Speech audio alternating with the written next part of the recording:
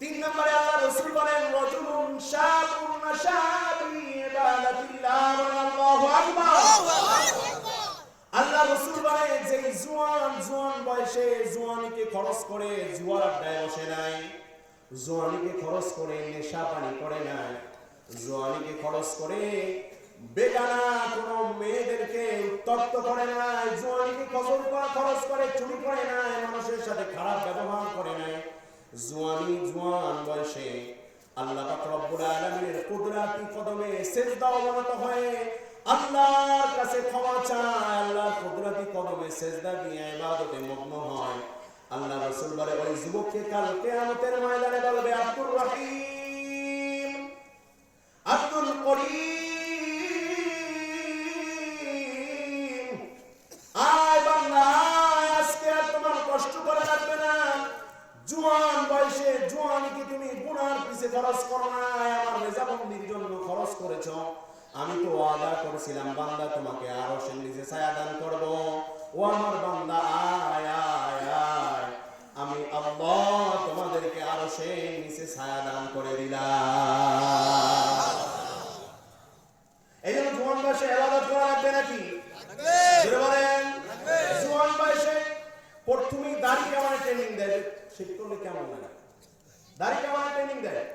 আজকে দুই বাইশ থেকে দেখলাম, ইমাম ভাই ছিলেন একজন, আক্তার ভাই ছিলেন একজন, আমার সাথে সাক্ষাৎ করার জন্য আসছে। আলহামদুলিল্লাহ আমার মতো দাড়ি, আল্লাহর কসম করে বলি দেখার পরে এত ভালো লাগছে, মনে হয় আল্লাহ ওদের উসিলায় এলাকার সমস্ত যুবকদেরকে কবুল করে নেবে।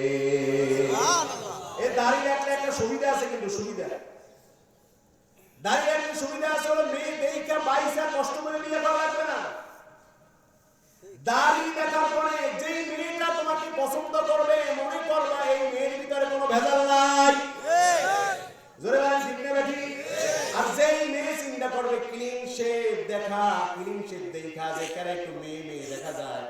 বাসের ভিতরে এক বক্তার থেকে একটা ঘটনা শুনছি, একটা বাচ্চা খুব কান্নাকাটি করে, বাসে কান্নাকাটি করার পরে পাশের সিটে একজন হুজুর কোলে নিয়ে বলে আলহামদুলিল্লাহ সুবহানাল্লাহ বলে, অনেক কিছু বলছে, বাচ্চা কান্না থামায় না। পাশের সিটে আরেকজন জেন্টাল ক্লিন শেভ কইরা গেলে মেয়ে দেখা যায় কোলে রয়েছে, কোলে নেওয়ার পরেই ও কান্না থামাই দিছে। এমনই হাসে আর কয় হুজুর ওই বাচ্চারা পছন্দ করে কেমন হুজুর পোলা বানিয়ে দেখতে পারে। হুজুর আবার খুব চালাক হুজুর ছিল। হুজুর কয় ভাই ব্যাপারটা বুঝতে পারো নাই, ও তো আর মায়ের চায় বাপের বাইরে থাকবো না, আমারে কোলে আসার পরে বলছে আর বাপের মতো, তোরে পাওয়ার পরে কোলে যাওয়ার পরে আর মায়ের মতো লাগছে দেখে এই জন্য কান্না থামাই দিছে। তাহলে আমরা কেউ মহিলা হইতে চাই না, আমরা পুরুষের মতো থাকতে চাই। ধরে বলেন ঠিক না বেঠি? মহিলাদেরকে মাথার চুল কামাইলে যেরকম বিশ্রী লাগে, যুবক ভাই যারা তারা দাড়ি কামাইলে কিন্তু ফেরেশতারা লানত করে। আসমান জমিনের মুমিন মুসলমান আল্লাহ ওয়ালাদের কাছে তোমাদের চেহারাটা সেই রকম বিশ্রী লাগে। এই জন্য জোয়ান বয়সে দাড়ি রাখা লাগবে। এই রাখা যাইবে না?